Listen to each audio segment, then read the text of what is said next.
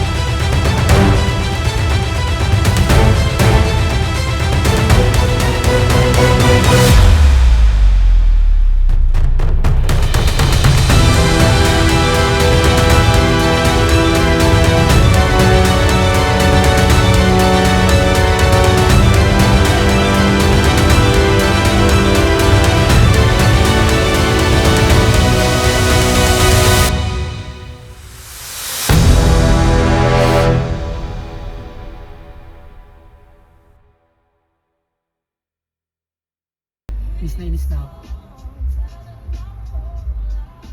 Tapos miss, kagustuhan ko lang manalo dahil may babayaran kong card.